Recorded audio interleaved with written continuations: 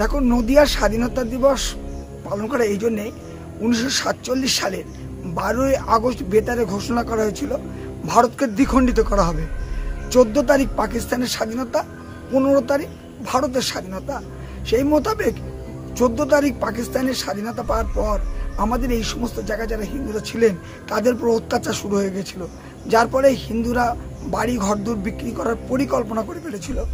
তখন নদিয়ার রানী ছিলেন জ্যোতির্ময়ী দেবী, শ্যামাপ্রসাদ মুখোপাধ্যায়, কাবু লাহিড়ী, প্রমোদনাথ শুকুর সহ বিশিষ্ট স্বাধীনতা সংগ্রামীরা তারা আন্দোলন সংগঠিত করেন।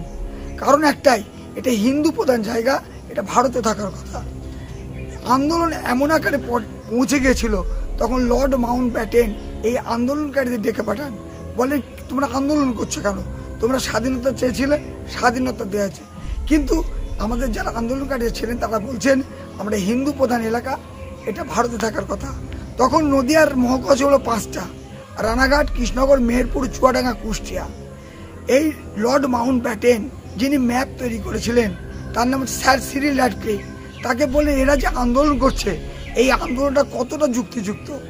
ম্যাপ খুলে স্যার সিরিল র্যাডক্লিফ দেখেন ভুল তারিখ হয়েছে। এই ম্যাপ অনুযায়ী রানাঘাট এবং কৃষ্ণনগর সদর মহকুমা ভারত ভূখণ্ডে থাকার কথা। 18 তারিখ সকালবেলায় অর্থাৎ সকাল 10টায় পাকিস্তান থেকে, পূর্ব পাকিস্তান থেকে বিচ্ছিন্ন করে ভারতের সঙ্গে যুক্ত হয় নদিয়া রানাঘাট এবং কৃষ্ণনগর সদর মহকুমা। এই জন্যই 18 তারিখ নদিয়ার স্বাধীনতা দিবস বা ভারত ভুক্তি দিবস। নাম পরিচয়? আমার নাম হচ্ছে অঞ্জন শুকুল, আমি এই কমিটির সম্পাদক।